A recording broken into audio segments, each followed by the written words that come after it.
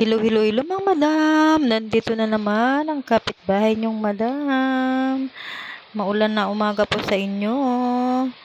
Tignan natin ang ating rep. Ito yung rep namin na dilinisin ko mga madam. Nilinis ko kasi may mga langgam. Pinabahayan ng langgam mga madam. Pinatay namin kasi hindi na namin siya gagamitin. Gagamitin lang namin yan pag okasyon mga madam. Ayan mga madam, tingnan nyo. Yung mga langgam nasa rubber ng aming ref. Kaya aking lilinisan. Gagawa ko ng remedy. Kung anong magandang remedy. Ang nakita ko dun sa kaibigan ko, yung Joy at ang suka mga madam. Paghahaluin ko po yan mga madam. Kaya gagawin na natin to para ilagay po natin ito sa loob ng ref.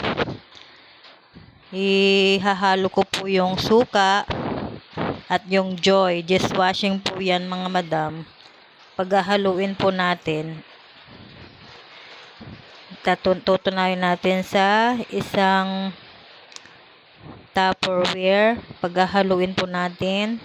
Kasi yung amoy niyan mga madam, masangsang ang amoy, kaya siguro pag nilagay mo yan at ilagay mo sa loob ng rep,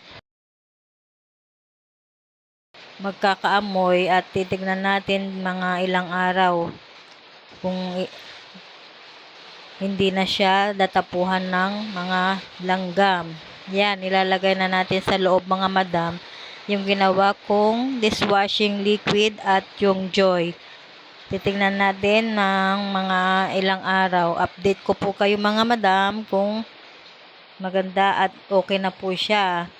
Kung malinis na po siya at wala na po siyang langgam na nagbabahay. Binahayan po kasi ng langgam ang aming rep kasi hindi namin to sinaksak mga madam. Isasaksak lang namin yan mga madam kapag may okasyon. Kaya ayan, tingnan natin. Ilalagay ko po dyan ng mga ilang araw at titignan po natin kung na yung okay na siya. Ito na yung rep namin mga madam. Titignan natin. Nakailang araw na po siya. Ayan, malinis na po siya mga madam. Diba? Hindi na siya binabahayan ng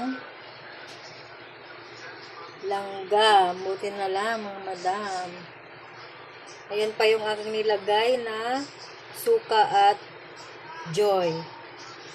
Bye-bye. Hanggang dito na lang. Salamat. Thank you for watching. Bye-bye.